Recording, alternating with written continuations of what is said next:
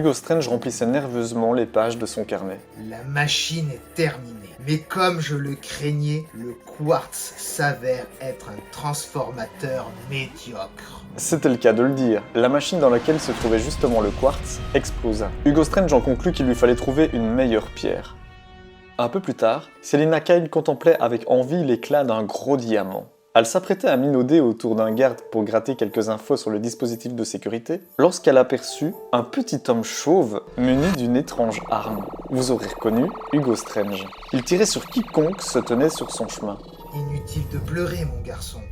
Tu auras vite oublié tout ça, je t'assure. Selina, agile comme un chat, avait réussi à se dissimuler dans la pénombre. Il ne la remarqua pas non plus lorsqu'il s'engouffra dans un taxi pour s'enfuir. Conduisez-moi près de Gotham Square, à l'angle de la 3e. Et de Buncanham, lisa Batman sur l'écran du bat-ordinateur. Le plus grand détective du monde venait lui aussi de trouver où se situait le labo d'Hugo Strange. Il l'avait découvert en examinant les bons de livraison. Batman se demandait ce qu'Hugo pouvait bien être en train de construire. Il ne lui fallut pas longtemps pour tout comprendre. Pourquoi vouloir se séparer de ses souvenirs ? Demanda Batman au scientifique. Les sortir de sa tête et les stocker dans un diamant. Pourquoi, Strange ? Laisse-moi, je n'ai pas le temps. Il est presque minuit. Minuit ?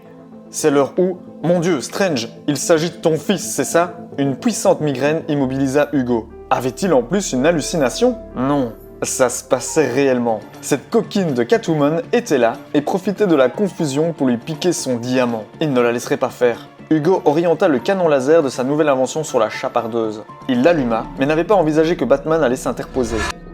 « Éteignez !» implora Catwoman paniquée. « Je ne sais pas, c'est bloqué. »« Vous allez le tuer ! Éteignez ça !» hurla Catwoman. Sentant l'urgence, Selina n'attendit plus un seul instant. Elle donna un violent coup de pied dans la machine. Une explosion projeta Hugo Strange dans un coin de la pièce. Sous adrénaline, Catwoman prit le corps inerte de Batman sur son dos. Elle se préparait à quitter les lieux quand elle remarqua l'éclat du diamant. Elle eut juste le temps de l'attraper avant d'être à son tour projetée par une seconde explosion.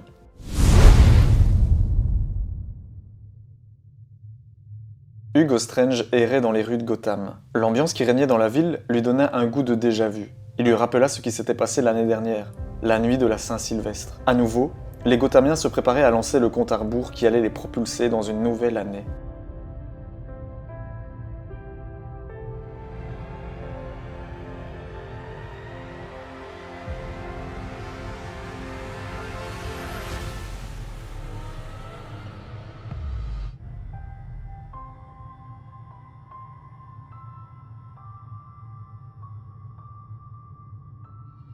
Quelques heures plus tard, deux Gothamiens rentraient chez eux et s'inquiétèrent en découvrant un homme vêtu d'un tablier blanc qui dormait recroquevillé sur lui-même. Hugo Strange se réveilla en hurlant. « Assassin, je me rappelle de toi, assassin !»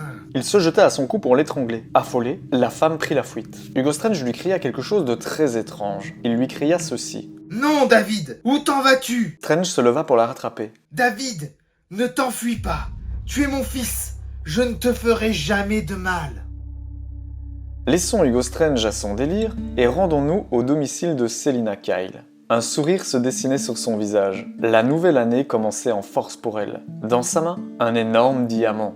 Et dans son lit, l'homme de sa vie. Certes, il était toujours inconscient. Mais ce n'est qu'un détail, pensa-t-elle. Il allait bientôt se réveiller et découvrir qu'elle lui avait sauvé la vie. Finalement, elle allait peut-être bien l'avoir, son dîner en tête-à-tête.